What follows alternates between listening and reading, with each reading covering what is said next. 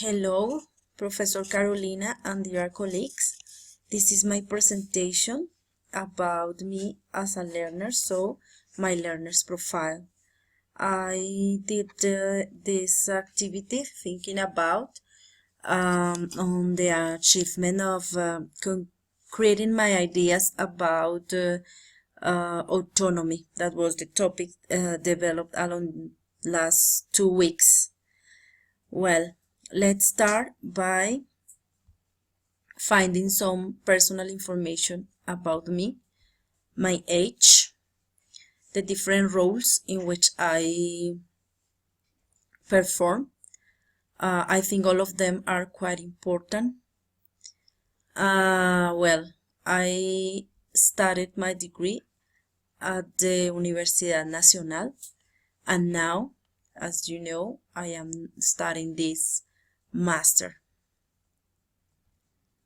Well, let's start by my view about learning, starting by the concept that I consider for learning and why it is important. I try to do it like in a very illustrative way. Well, I consider that learning happens when the issue or the subject that I learn becomes part of me. And I consider that learning happens when something inside me is changed, but at the same time, when my surrounding is changed because of that learning. So in that way, learning is important because I change myself, I grow up, and in the same way, I can influence people around me to make that environment improve. Let's return back. Regarding the sources where I can learn and the outcomes, I'm going to show you some images for you can see the different people who have made I learn and people who I contribute for their learning. So for me, these people are quite important. They are my parents. I consider I am the one who I am due to like 70% of what they taught me and what I learned from them. For example, this book, that's one of the sources I consider is where I learned from. This book was given by my father when I was an adolescent, and I consider it was quite important because I could understand like the political organization of our country, and I think that influenced the way I have always seen the organization of my country in terms of politics and economics. I learn from daily experience, but I also contribute with the improvement of that environment where I develop. Other source of learning are my students, and it's reciprocal. The learning process is reciprocal. I learn from them, I teach them. My friends, my colleagues. Here I would like that you see some of the things that I receive from my students that I think they are evidence of that process, mutual reciprocal process of learning. This is something that I received from the student who is here, and this is other message that I received from a student this year, last 8th of March.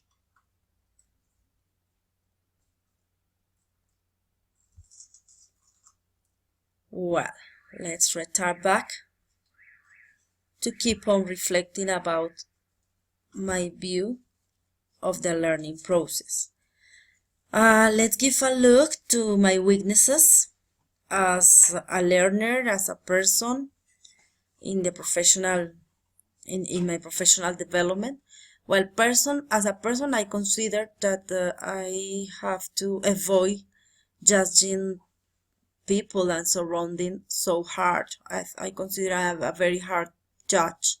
In my family, I am bad tempered. I become bad tempered when things are not going the way I expect. As I have already told you, no, as I'm going to tell you later on, I have problem with the management of the time, because always, even though I plan activities, I delay doing them. In that way, it makes that I start to taking other ways, other path, so I lose the proper directions. I consider that one of my failures is that even though I think or I plan routines, I don't follow them. Well, on just the opposite, some of my strengths as a person, as a member of a social group, I consider that I like to help people a lot. I try to create trusting environments in my family and with my students, with my friends. As a member of my big family, I not only take care of my children, who are my responsibility, but also I care of my parents, especially, and my sisters. In the professional field, I consider I am quite reflective. Well, it is not only in the professional field, but also as in the family and as a person, as a member of society. And I consider I love learn definitely, because as you saw before, I take advantage of everything, every people, to learn and to contribute in the others' learning. Well, I decided to tackle autonomy and self-directed learning not only theoretically, but I try to connect all those definitions and process, seeing to myself. Well, so I see the relationship between autonomy, self-directed learning, and self-regulation as in this hierarchy. So first, it's autonomy. Second, inside autonomy is self-directed learning, and as part of self-directed learning is the self-regulation. In the self-regulation, as Shang explained, we have some stages, like are the planning and the self-monitoring. So I consider that I am good at this first stage, because I plan general goals, I divide them into more specific. I even make a list of tasks, always in all fields of my life, in my family, even with the course, with the meals in my house. I always do lists. I follow and I make the agenda, and even sometimes I think of the strategies that I have to follow to develop those tasks and to achieve the goals. However, in the process, when I monitor it, I always find problems with the management of time, because I delay activities, or developing those activities takes me longer time than the one I had planned. So that's the problem. I start to make adjustments, but things become not so good because of the time delaying. However, one of my strength in this self-monitoring process or stage is that I accept when somebody corrects me. I like it. Even I try to get feedback of people around me to improve myself. Well, relating technology to the development of autonomy, I consider that it's not something crucial to develop autonomy. On the contrary, if a person hasn't developed autonomy, uh, that technology may be harmful, because it's as if it's like if two challenges were present. So I have to, well, the person would say, I have to use technology, I have to handle technology in order to become autonomous. So in fact, I think that it may be the cause of techno stress or even anxiety. But obviously, if a person is autonomous, technology may be useful, is useful, and even it enhance that autonomy. In my case, I consider that I had already developed certain level of autonomy.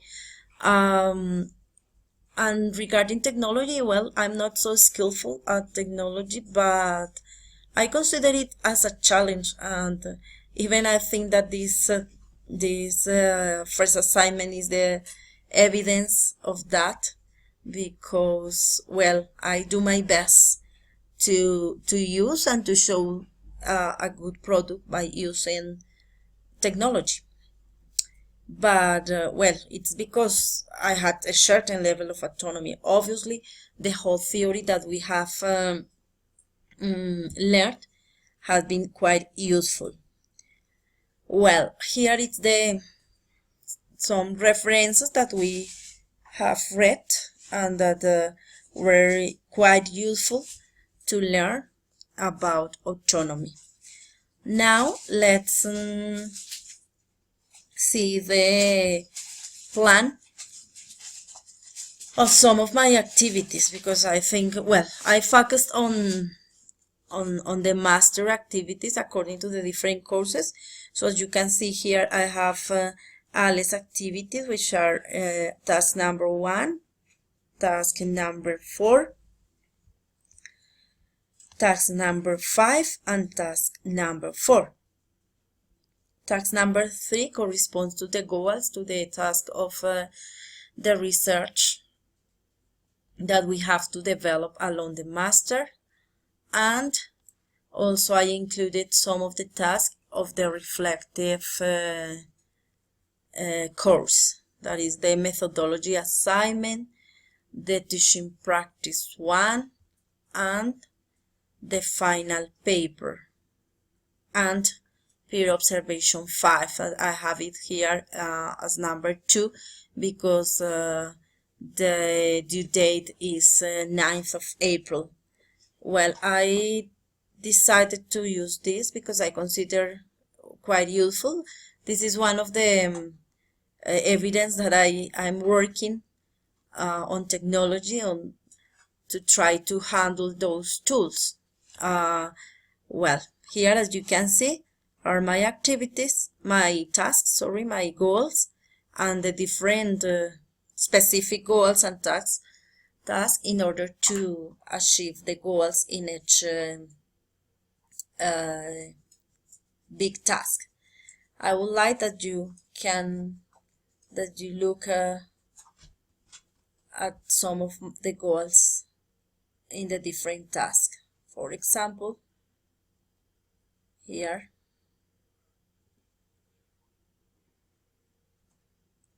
that is the goal for peer observation 5. Well, I would like to share with you,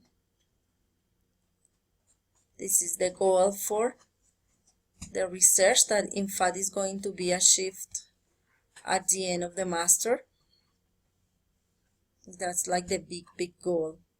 I would like to share finally with you this goal, this big goal, and quite meaningful for me, with the final assignment of ELI, because I'm considering the possibility of working on an article that I'm revising to be published. Well, thank